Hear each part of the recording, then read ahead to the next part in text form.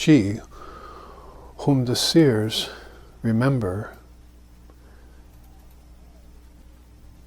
and come to know as the imperishable Shakti,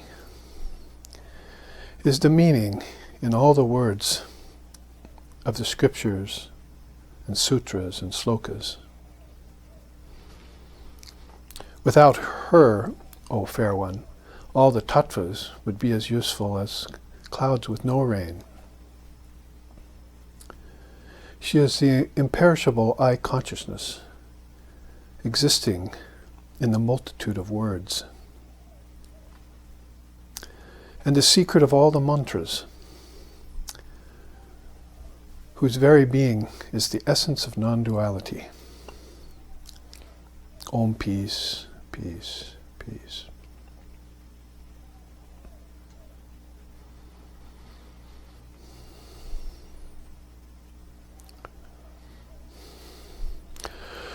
Om Vedanta Siddhanta Nirukti Aresha Brahmaiva Jivaham Sakalam Jagadcha Akanda Rupa Stitir Eva Moksho Brahmadvitiye Shutayaha Pramanam. Om Shantihi Shantihi Shantihi. It is the apt and final conclusion of the Vedanta that all is Brahman. Time, space, living beings, and the world. Living in constant recognition of this fact is what is called enlightenment. Brahman is pure and perfect, and one without a second. And the revealed scriptures are the sure and certain proof of this fact. Om peace, peace, peace.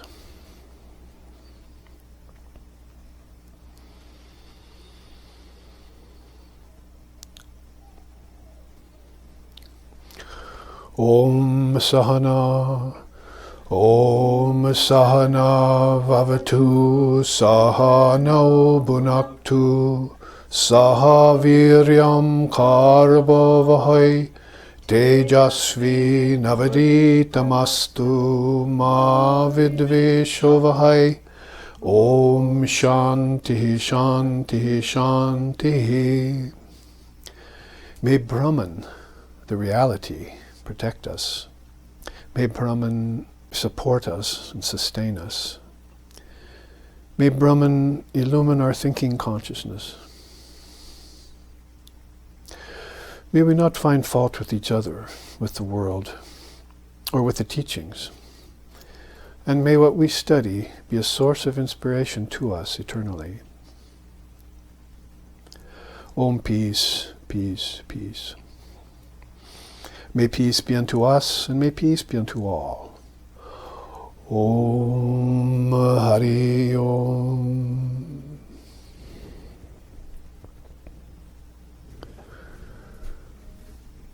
So humble salutations to all who have tuned in today to the SRV channel and who are interested in the Dharma, and specifically the selection of the Dharma this week called mantra. One of the very powerful elements in spiritual life. The word has gotten around society, even to those who aren't necessarily interested in what's being lightly described out there as foreign religion. We don't particularly believe in any foreign religion. We believe that all religions are indigenous to the soul, and that one needs to cast out these cultural obstacles and superstitions that support them and open up to this higher mind and higher intelligence and grander view and greater perspective, right orientation. There are so many ways in which you could describe it. And when one does, then one opens the channel, or the inner nadis, as we will talk about today, what prana accomplishes, to higher information. That is, an informer or a witness, a shariran, as Vashishta put it in that very hard to pronounce word. Shariran informs the sharira. Well, the sharira is the body-mind mechanism. And so making that distinction to say that basically there is something that's not that open to spiritual suggestion, that is rather closed down, especially in the Kali Yuga or in this day and age, that people are open only so much as to get their livelihood and to raise their families and to get better jobs and any kind of progress on the earthly level that they can manage. Sometimes, though, at the expense of losing this higher religion. Irreligion, of course, we found doesn't really cut it. That's why we want this wider perspective of universality that Sri Ramakrishna Paramahamsa was exemplifying, and which Swami Vivekananda brought over as a dharmic element of Mother India when he brought the Vedanta to us. I just chanted about that. Vedanta is superlative, gives you this superlative view and teaches you that all is Brahman, and how to understand and hear that statement in the right way so that it can benefit you, your family, your livelihood, your job. Everything turns dharmic in your life, whereas last year or before I found my teacher or before I heard about Vedanta or found Swami Vivekananda in my life or found Buddha or found Jesus for that matter, then things were not so balanced and they were very erratic and restless, and there was a lot of suffering in the quotient. But finding these precious gems, which we would indicate by words such as dharma or jnanam or vijnanam, getting this higher knowledge that's beyond our secular education and the routes that runs in, may be good if we can operate them with integrity and so forth, good to a certain extent for our earthly life and our prospects there. But nothing so fulfilling as this higher knowledge. As Vivekananda has said before, lower knowledge will satisfy for a time, but higher knowledge, if you can get it, will satisfy for all time.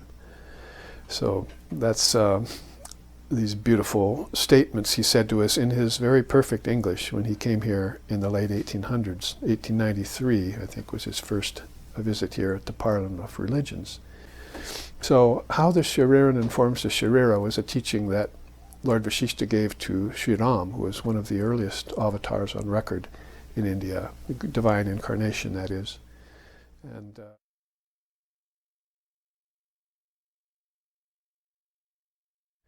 And how that's a main part of their daily practice. So it's really all about vak, or words. That's why sometimes we sing about the goddess who is in all the words. Vani Saraswati Vakdevi Bhagavati Parvati Mampahi Vinapani Hamsavahini Vedanta Rupini Palayamam Vani Saraswati Vakdevi Bhagavati Parvati Mampahi.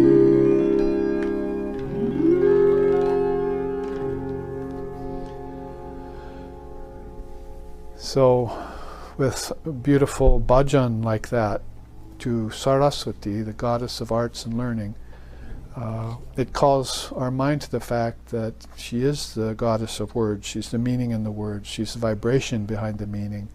And that this goes and takes us very deeply inside of ourselves when we sit and quiet the mind and contemplate her, the mother of the worlds, divine mother of the universe.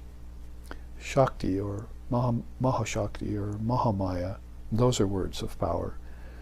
And so she tends this great pool of potential called the word Om, and it will create and project and withdraw, and is constantly doing that all the time, the worlds of name and form and time and space, and the karmas that people accumulate or dissolve inside of that process.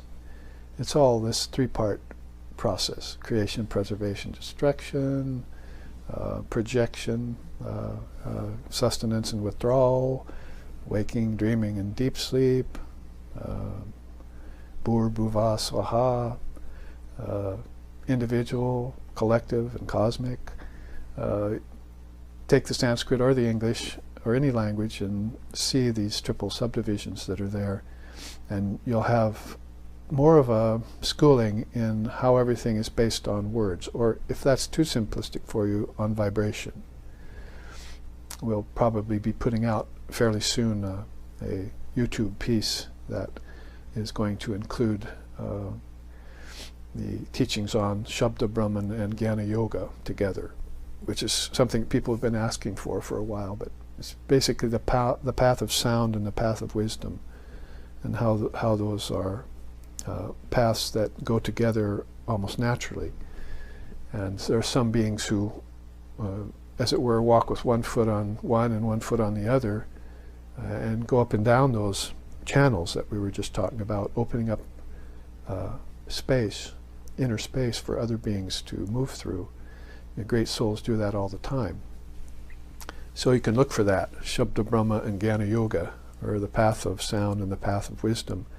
Because this vibration that comes from words, especially if the words are of a high grade, so it wouldn't be just like low-grade mantras, like the words you say every day to your neighbor across the fence, or how's the weather, or various things like that, which are fine, but they don't open up any new realizations, and they can become rather commonplace. So, and even superficial and mundane. So if you wanted to go to a teacher or to a sangha, like we have at SRV, or to a place where people are trying to realize their true nature, self-realization it's being called since the 60s here in America, then you'd hear these more profound words that are probably not even just at the moral and immoral level, or even at the religious level, but they actually go deeper, as I said, into this realm of dharma or jnanam. And then you begin to get a higher information, like Lord Vasishta's teaching how the shariran informs the sharira. The shariran is this higher voice or inner voice, or the witness, or you could call it anything you want. You call it your inner child if you want, but just listen to it. We'd rather have you listen to your inner adult than your inner child, but you have to start somewhere. So if you have this voice of power informing you with words that are profound, then your lower self is being coached and informed by your higher self, and you've made that connection. And this is really what should fuel your meditation and inspire your readings in the scriptures, is that if you make that connection early on, you may even find it outside, out here with a great teacher, or even an upaguru, even before you find your Jnana Guru or your Viveka Guru.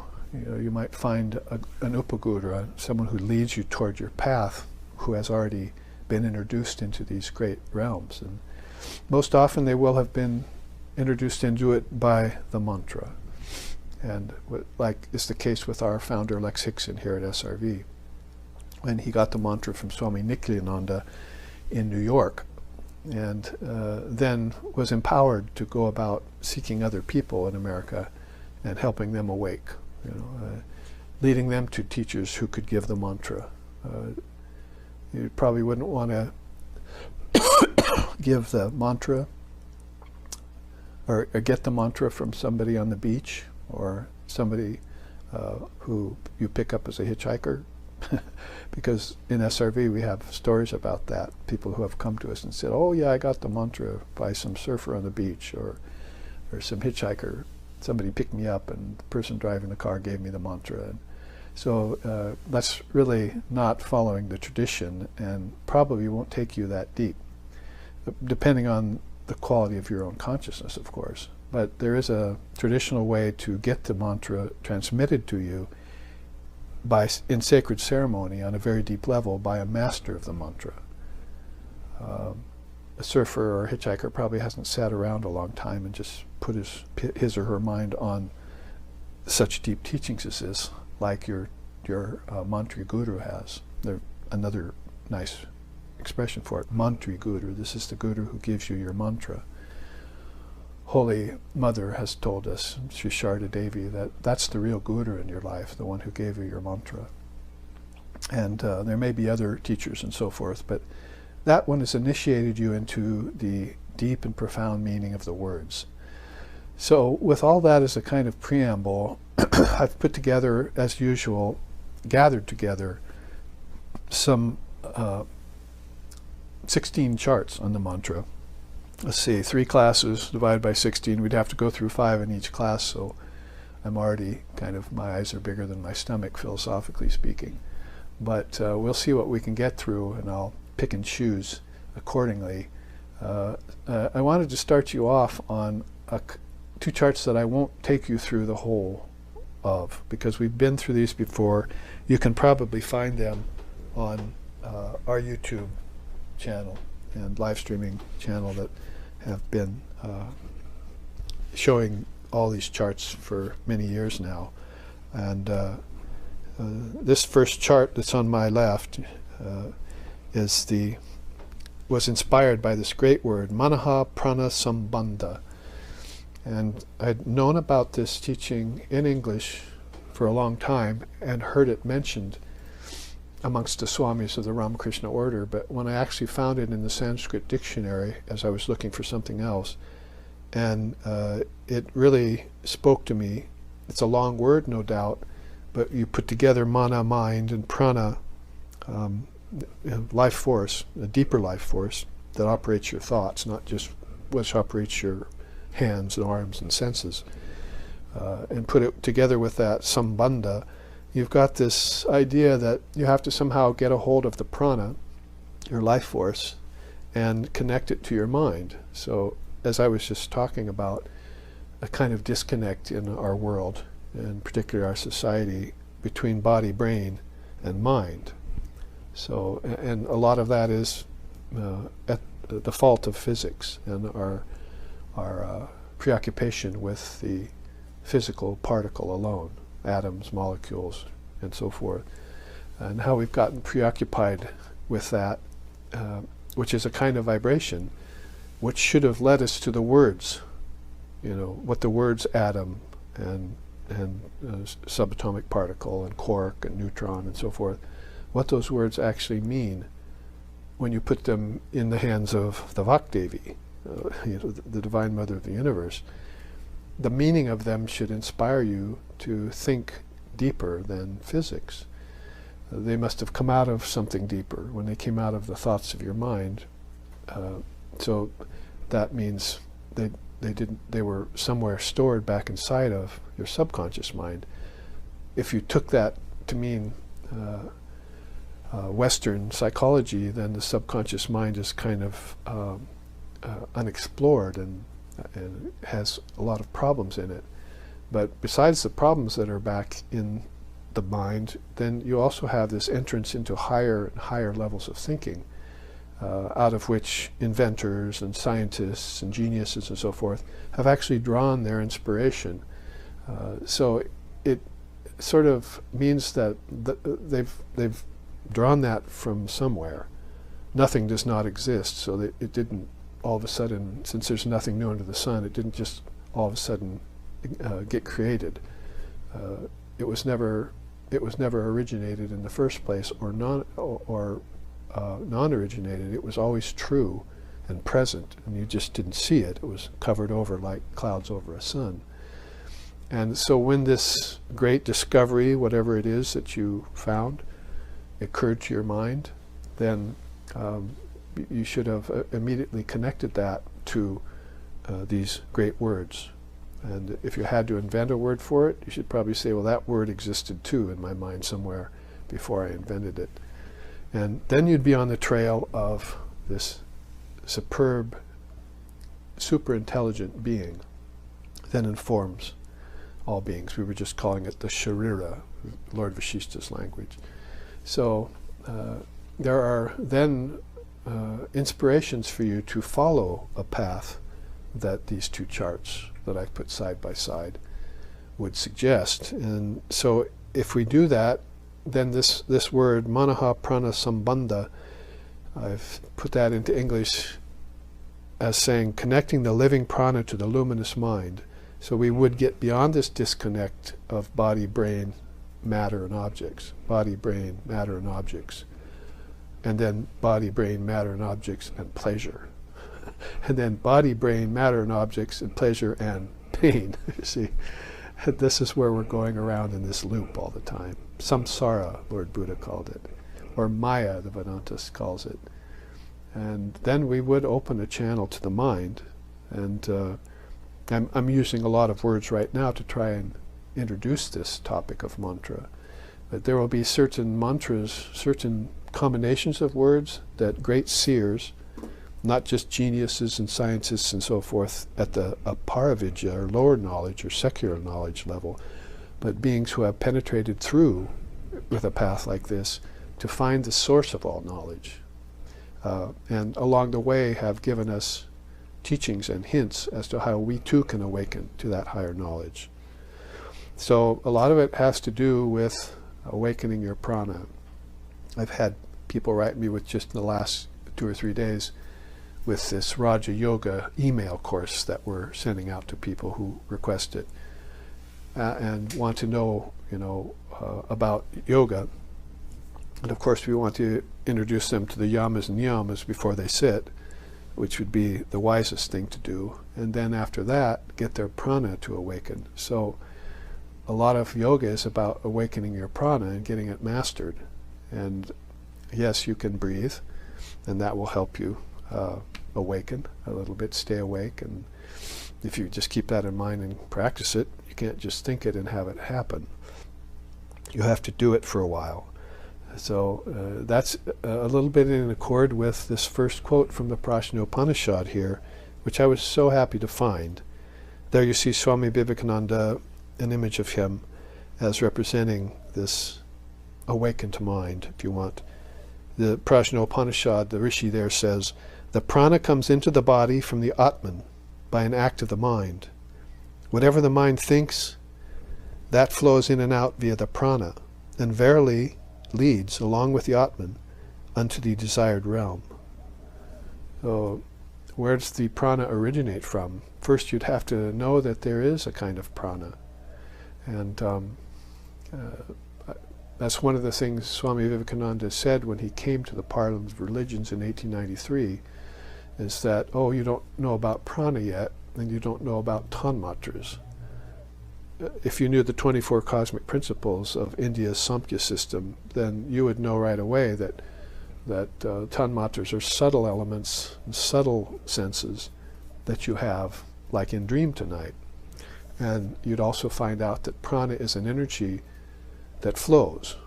We can't help but cite Jesus' mention of prana when he said, man does not live by bread alone. So the Vedantist would interpret that as saying that that man lives by this prana, and the senses operate by prana, all movement is by prana. And then if you followed it inside to the mind, then you'd know that your thoughts also move by psychic prana. These also are great teachings that occur in the Raja Yoga book in the early chapters, what Swami Vivekananda put out for us. So you can read those early chapters and hear him mention prana and psychic prana and encourage us to inform ourselves as to what those mean, and then activate them and use them.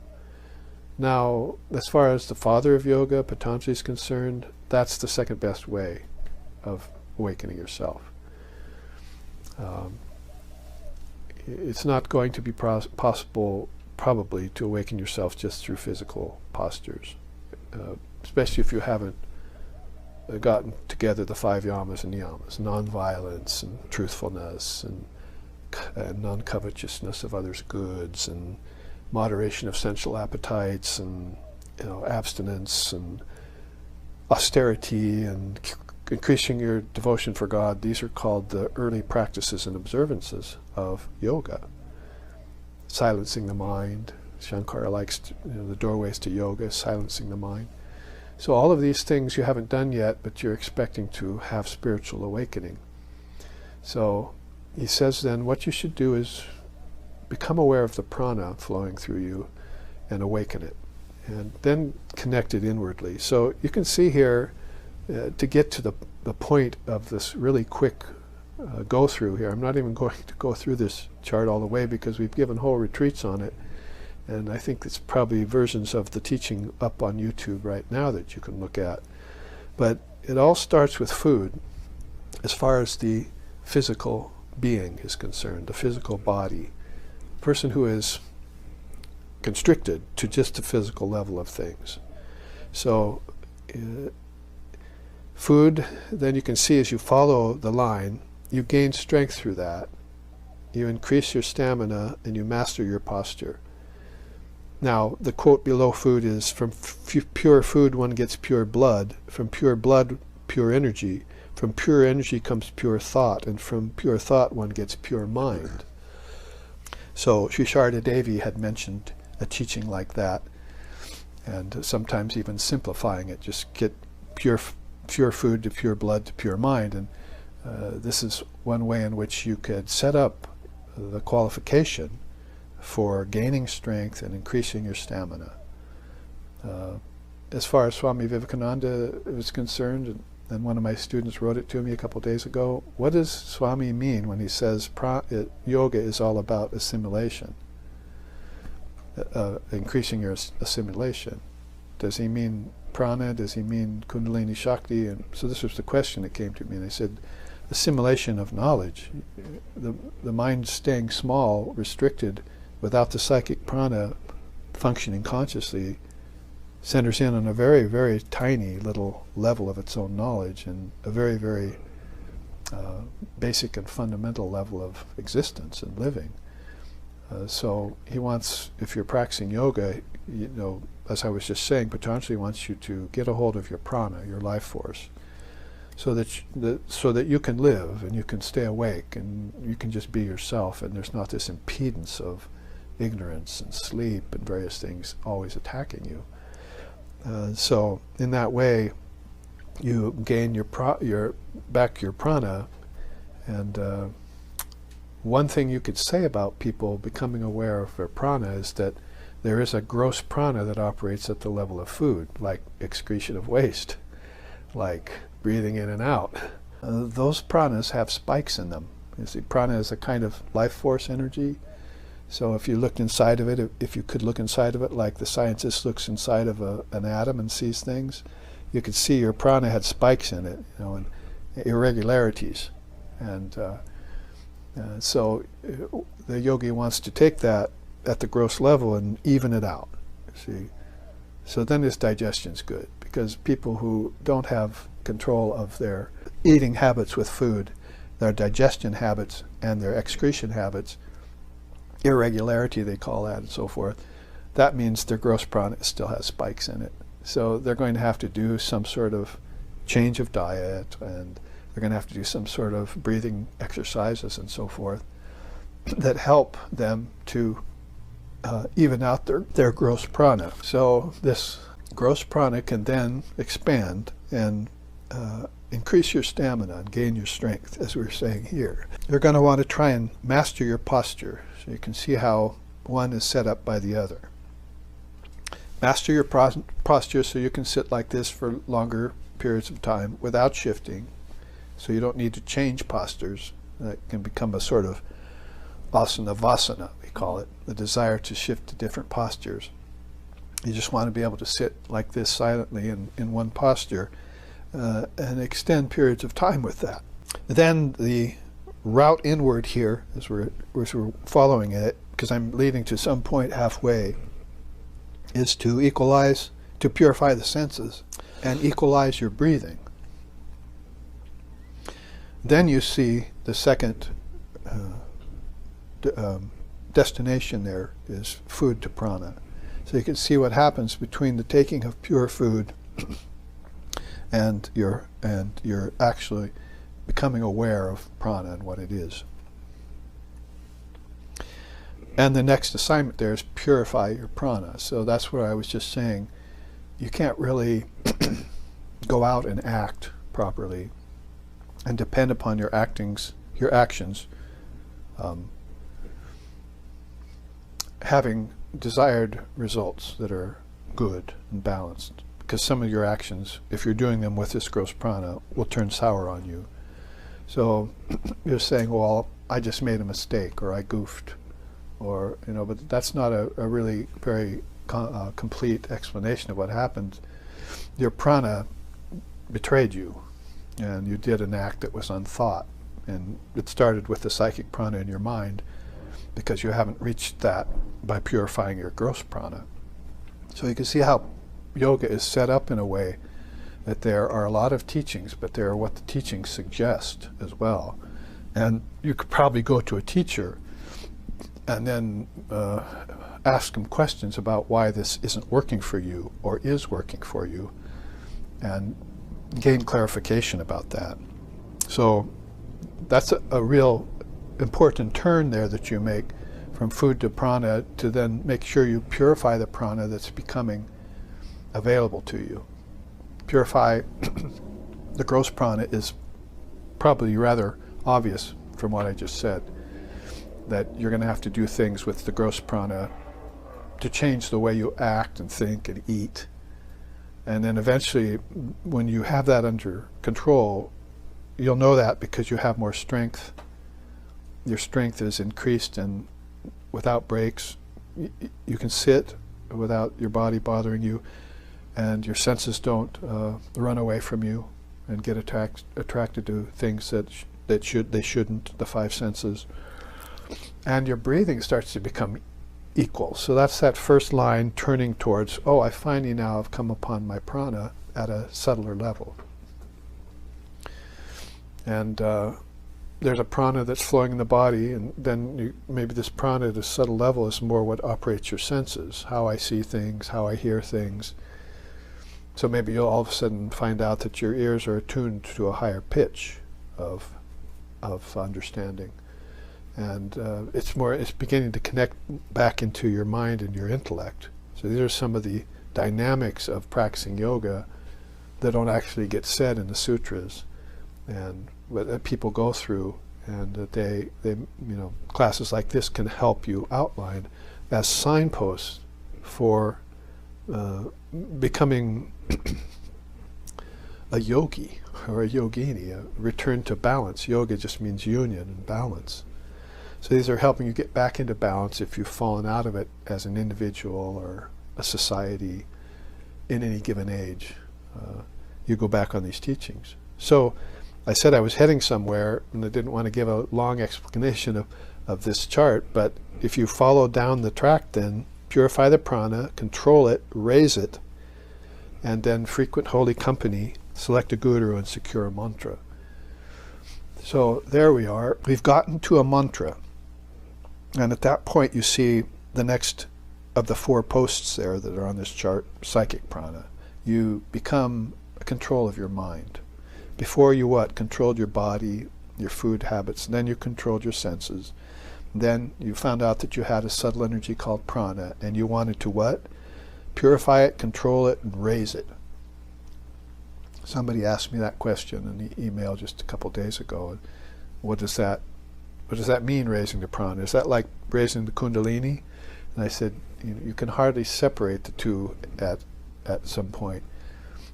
Through the prana you'll get to Shakti, the real power here, because prana is insentient and Shakti is sentient.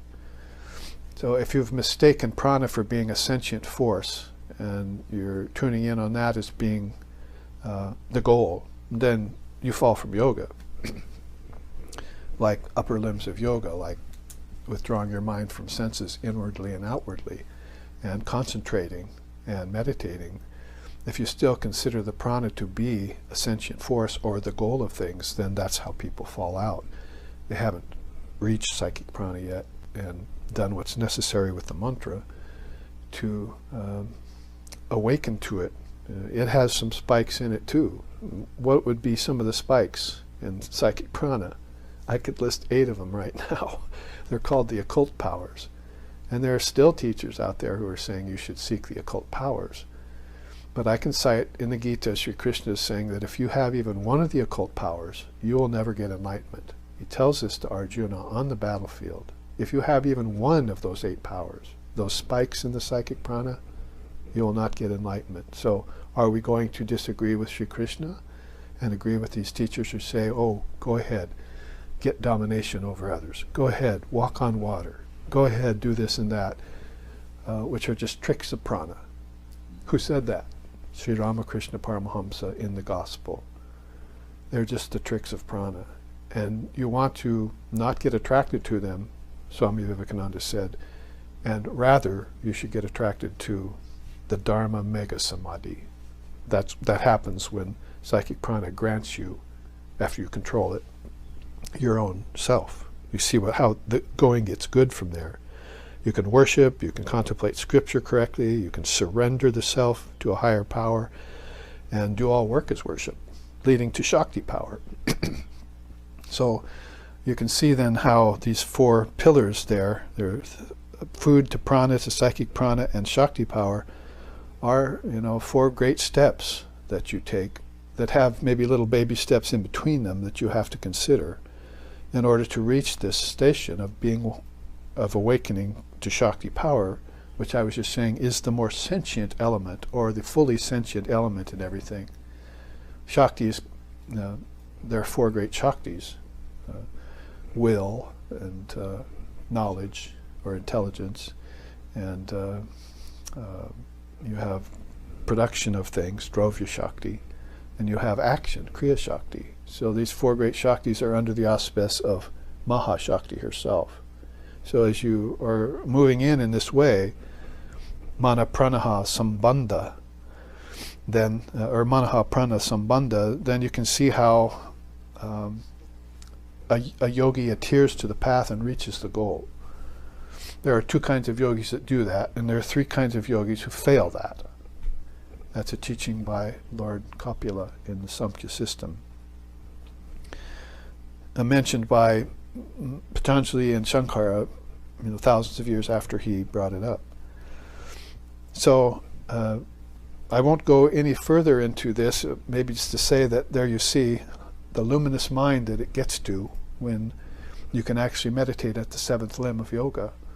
And there's Lord Shiva there, or as we sometimes sing to him, Samba Sada Shiva, Samba Sada Shiva, Samba Sada Shiva, Samba Shiva, Samba Sada Shiva, Samba Sada Shiva, Samba Sada Shiva, Samba Shiva, Samba Sada Shiva, Samba Sada Shiva, Samba Sada Shiva, Samba Shiva, Samba Sada Shiva, Samba Sada Shiva, Samba Sada Shiva, Samba Shiva, Samba Sada Shiva, Samba Sada Shiva, Samba Sada Shiva, Samba Shiva, Samba Sada Shiva, Samba Sada Shiva, Samba Sada Shiva, Samba Shiva. And there are some 40 verses to that go on. Ramakrishna Priya Chagishvarahara Mangalakaraka Bodha Shiva. With beautiful lines like that, what am I singing? Words. Words like Bodha, intelligence. Words like Mangala, auspicious. Words like Ramakrishna, the avatar of the age. Those have power. You could put them musically, then they have appeal. You see, put them in scripture, they have profundity. So this is what the prana needs to be gathered towards. And when you get a mantra, I'm not saying that this happens in this order. This is how great beings like Patanjali and others have traditionally put it, that they've seen it happening to their students. But teachers nowadays, our authentic teachers nowadays, are seeing that these things come in a different order to people because their karmas are so varied. Their upbringing is so different than before. In this country, rather than in a country that taught Dharma from the beginning, Their karmas are different, their samskars are different, their desires are different. The ones that they've satisfied and the ones that they're trying to satisfy are all varied. So it might be that you would get a mantra early on, hopefully not from a surfer or hitchhiker. That wouldn't be a very good start, but who knows? But you could be led by a friend to a teacher, like would happen to a lot of us, and then find that teacher had a store of mantras there and knew the one that applied to you. He would give it to you, or she would give it to you, as Holy Mother did to my teacher, Swami Sheshanandaji Maharaj, peace and bliss be upon him. And then you'd use that mantra all his life. For 90 years he lived in this world, and for all the years of his practice, a good 50 of those years or more, he said, when I left India, Holy Mother passed away, I lost contact with her, but I regained contact with her using my mantra she gave me. So that means she had passed, but he got in contact with her in her subtle body and could have communion with her. She spoke to him. That was his sharira, see, his shariran. And he was the sharira, as it were, getting informed by this higher power, or this voice. So beautiful songs like that, anyway, point us to the great mind represented here by Lord Shiva. So since we say we're putting these side by side, let's depart from this chart, as sweet as it would be to go on, and but I said we've used it for entire retreats because it has so many elements in it. Let's see about this chart on my right, which is a teaching from Vasishta, who gave us that teaching of how the shariran informs the sharira, how there's this higher power, deeper voice that can inform you if you'll open up to it. And mantra will help you open those gates that were closed before, so you couldn't hear that inner voice. It's one of the best practices of all. Probably should say here that it's not the goal. This Holy Mother was careful, even though she was called Japaharini by those around her, perfect in the art of mantra. She herself said, Sri Ramakrishna, when he was alive, gave me all the mantras and showed me how they connect to all the gods and goddesses. So she was in full ownership and possession of mantras and deities. And so those hundreds and thousands of people who came to her in India were able to get, like my teacher, were able to get the mantra that fitted them. But of course she was very keen on giving the mantra of the new Maha Mantra of the age, Sri Ramakrishna's mantra.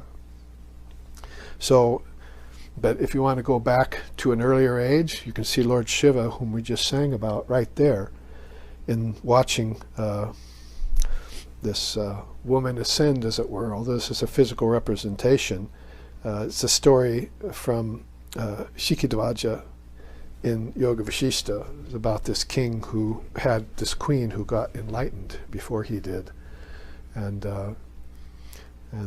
all the things that happened to him accordingly. You can read that with our SRV version of Yoga Vasishta if you want to get a copy and read all the beautiful stories that have been translated in English. But the whole thing comes off of this quote that Sri Ram says up here: how does one make oneself fit for attainment of higher powers? Well, it's very good that we just mentioned that beyond the occult powers, which are lower powers, psychic powers, you see some of those spikes that might be in the psychic prana when you come to discover it, are higher powers, like the 6 powers of God, they call them. I even chanted a little bit that today when I started out, the Vedanta Siddhanta Nirukti Resha. Enlightenment is being aware of the fact that Brahman is in everything, living beings, worlds. Those are some of the powers of God. Intelligence is a power of God. Living beings, you are a power of God. See, time and space are powers of God. And Shiva, of course, is named Kala because he is the master of time. And there's a little-known goddess who's coming on the scene nowadays called Kali, who's the mistress of time, you see. So we have to know that these are powers coming from this inner source, a storehouse of immense power that lies back in your deep sleep state and in samadhi or nirvana beyond you. You want to become informed by that. See, kind of one of the themes that's coming out today. So Lord Vashishta answers Sri Ram and says, well, here's how you, just like in this chart, well, here's how you make yourself fit. Now we saw how it was done here in this more recent, with the Manaha Prana Sambandha way. You start with food and you proceed, gain strength, you awaken your prana and so forth. You get a guru and the guru will give you the mantra. That's traditionally how it's done. And you can follow that traditional way even nowadays. If you go to those Dharma teachers who can lead you, and maybe even to mantri gurus who can give you the mantra. But let's look back a few thousand years then, before this is put together, and see how Lord Vashishta, and I've taken that story of Shikidwaja and condensed it all into these points that Shikidwaja's wife told him after she got her enlightenment, how things go. And guess what? It starts with the same thing as you see on this Manaha Prana chart, food, or proper diet. You can see then, if we look at the West and the fast food industry and eating of too much meat, or maybe any meat at all, depends on how you're oriented. So you probably can't insist that Eskimos don't eat meat and so forth. But if you look at this over-accentuation of eating heavy foods and foods that are been sprayed a lot, and foods that have been mass marketed and sold across, to people, sold by people who had bad prana. I mean, that could be a spike in the gross prana. The person has bad digestion and bad food because he's eating this bad food, and he's selling it to you over the counter. And it's packaged and it's got all these vibrations in it. People don't think about the vibrations of food. But if you're going to pick up a mantra, then that's going to be something you have to think about, because if the food isn't pure, or you can't get pure food, you use your mantra to purify it. That's a teaching that's in the tradition of Kundalini Yoga.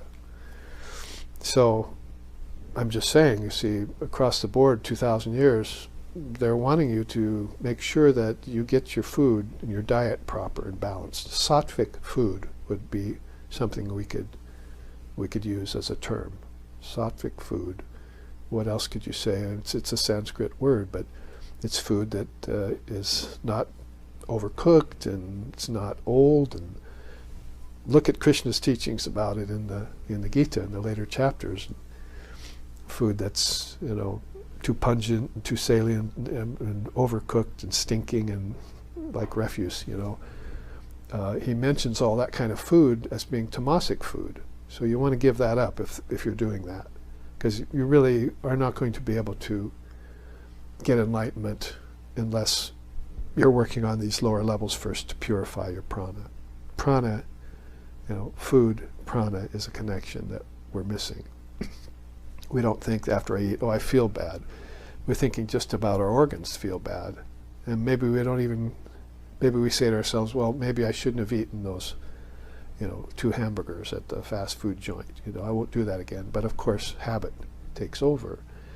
You may give them up for a while, but then go running back for that taste. And so your taste buds are really guiding your life and making you feel bad again each time you fall back on that old way of acting and thinking, which is based on this prana that's erratic again, you see.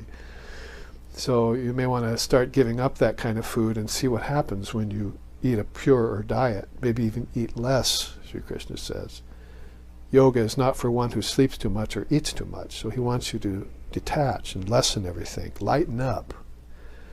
And when people do that, they feel better right away. Doing without things is one of the facets of yoga. So doing without food, doing without sleep, doing without brooding. I mean, there's all sorts of things you can give up, and that really aren't going to hurt you or your pocketbook. They'll probably help, you see.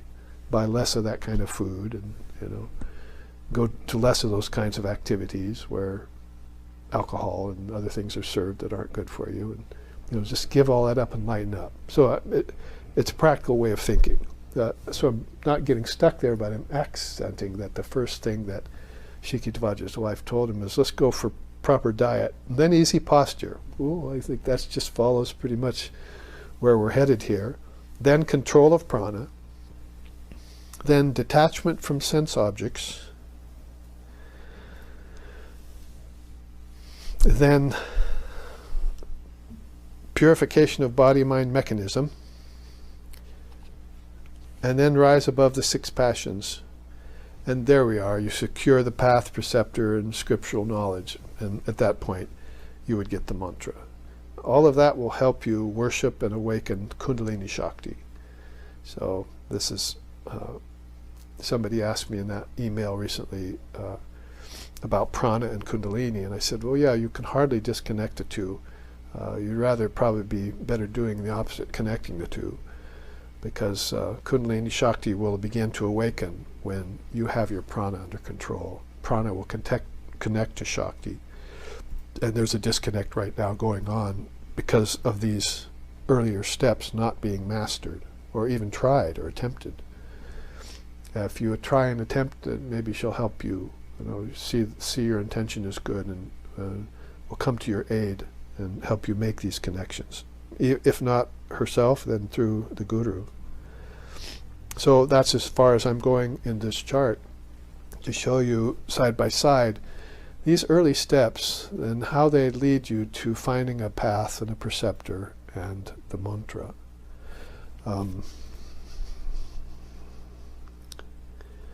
There's a lower quote here. See, Lord Vashishta says, if the Kundalini is brought up and arrested in the heart, eternal life ensues.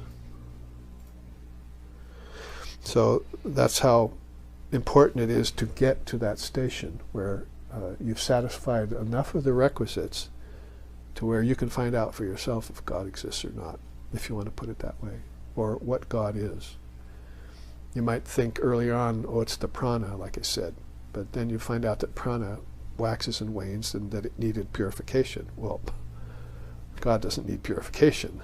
Yourself doesn't need purification. It's your body-mind mechanism in your lower mind that needs this purification. So if you can reach that far into your mind to find out this connection to prana and soften those spikes, sand them off with practices, and then the mantra becomes evident to you, then you can use that mantra to purify the psychic prana. Just spending time with the mantra alone, these powerful words that have been chanted for thousands of years by thousands of luminaries, that will be enough. But you have to get there, receive it from an authentic source, and satisfy the requisites for it, and then use it. You can't just recite it like a parrot, like the story that's in the Gospel of Ramakrishna. The parrot recited the mantra because he heard the householders say it, or the guru came through and said it. So he repeats it many times, thousands of times, till the householders don't like their mantra anymore. But when the cat gets the parrot at the end, it doesn't get enlightenment, you see. It gives up its mantra in fear of death, and just a big squawk comes out. See? So it didn't take the mantra in, even though it recited it thousands of times. So Sri Ramakrishna gives that important teaching about knowing the meaning of the mantra and having qualified yourself for its use. You can't just see a car and get in it without any instruction and not make a mess of the situation. So the mantra is like a vehicle like that. It has certain rules you follow. It has certain things that activate it. See, and your teacher knows those buttons to push, those gears to shift, and the order in which to do things. And so you get informed again by a higher power, even right here on earth. So that's how guru and preceptor and scriptures all come together in a great teachers like Yoga Vashishta's mind, and how he will say it to the young teenage Ram, and Ram will then get the mantra from him and use it and pass it on to others. Sometimes we sing about that in powerful ways.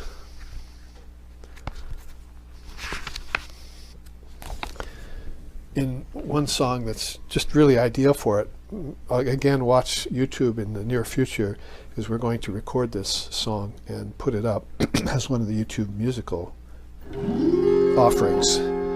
Mono Boli Bajakali Icha Hoy Torjaya Chari Guru Data Moha Mantra Divane Shi Japa Kori Mono Boli Bajakali.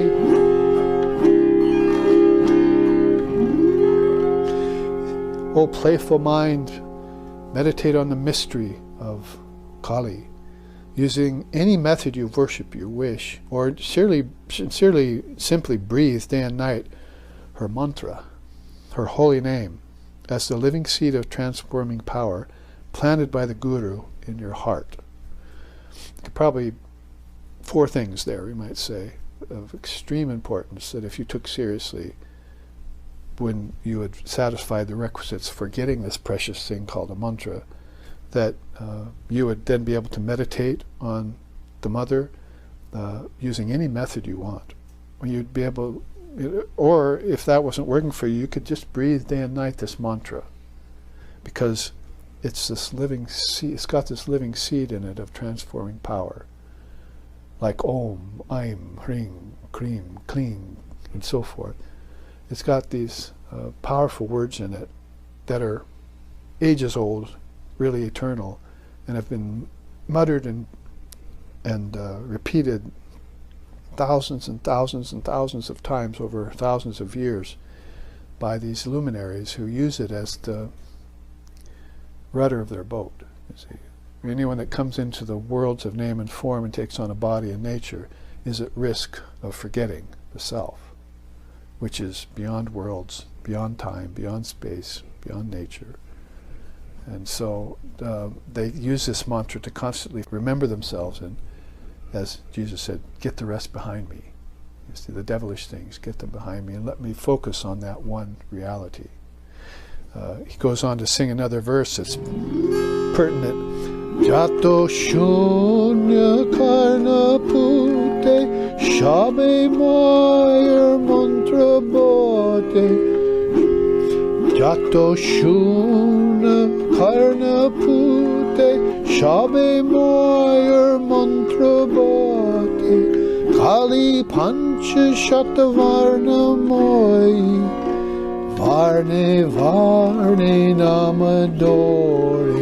Kali pancha shatavarna moi varne varne namadore. Mono boli bajakali icha hoy torje achari guru data moha mantra divane shi japa kori. Mono boli bajakali Mono boli bajakali.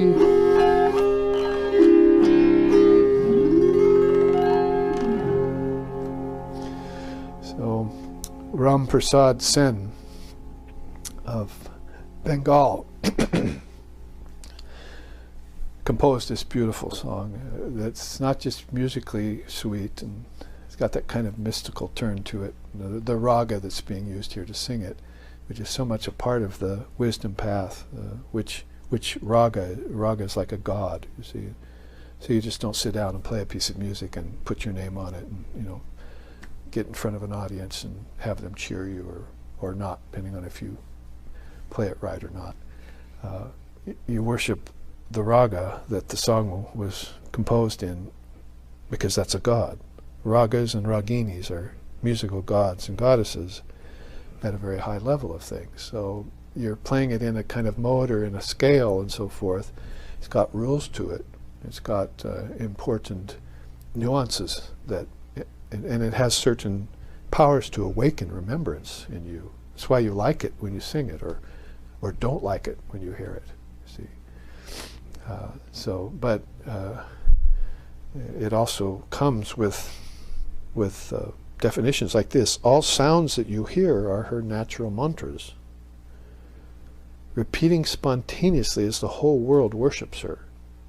So if you hear a rooster outside, or like when I was raised as a child, my brothers and sisters were all violinists, and they played horrible violin for the first 2 years, and I had to sit and listen to that. Those were hard mantras to hear, you see. And then finally they got some mastery, and it was beautiful, you see.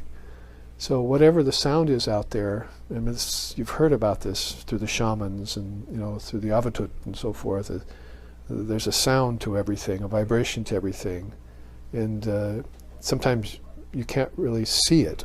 You only see the object. But when you hear it, that's why hearing is a higher sense in India that connects to ether, hearing in ether, you see. Seeing connects to light, sunlight, and so forth. And so hearing and ether go together as some of these inner concepts, and the mantra will help awaken that connection in you by saying it. So the whole world worships her. You'll see that every sound is really coming from her, originating in her, having its life in her, creating things in her. Everything's made out of sound or vibration. Not only at the physical level, but the origins of physical things too. So he goes on to say, Mother Kali constitutes the letters of every alphabet, and each letter secretly bears the flower of her name. So you have to look at words, then come down to letters, and that's where we would stop, right? As phoneticists and study linguistics and all of that. But I forgot to look inside the letter the way the scientists looked inside the particle to see that the flower of her name is in every letter of every language. So all these languages are like a garland around her, see. And so this is the way you would see with this inner eye that you opened, along with the grace of the mantra that helped you. Because the mantra had specifically powerful words that were meant to awaken you. Just like this music has certain abilities to awaken inspiration or devotion to Mother Kali in you. So, and this is how the path of Shabda Brahman and the path of Jnana Yoga go together, and should never be rendered asunder at all. Should be thought of as one path you're on. So constitutes the letters of every alphabet. It's a very beautiful teaching, and it's a way to go into words in a different way than we've been taught in the West, either to make money or just to get lower knowledge, just to be able to assign a name to a form, including who we are, a name to our form like our parents gave us. It's all superficial. It's all on the surface, and you're not. Well, I think I'll try and understand the meaning of my name. What does my English name mean? Robert or Larry or Lawrence or something, you see. And then I thought, I found that, so some language had a meaning for my name that meant this and such, but you still didn't go deep enough to find the origin of names and forms. And so that's a level of education or information that we're missing when we forget to keep our prana pure. When we forget the power of words, when we forget that there's a spiritual path we need to walk every lifetime, as long as we take a lifetime in a body. So this is, of course, what comes about then when we look at something so profound as these pathways that are open to us. You can see how many similarities there are, even between a few thousand years of teachers, and from Vasishtha to Vivekananda. So this is a good start then to the first half of our 3 classes that are coming, and we'll take a break here and reset the stage for 2 more charts that have to do with the deeper, more practical side of the mantra, including 14 fundamental facts about what the mantra is. This is going to inform us in a more deep, powerful way. So here we will take our break.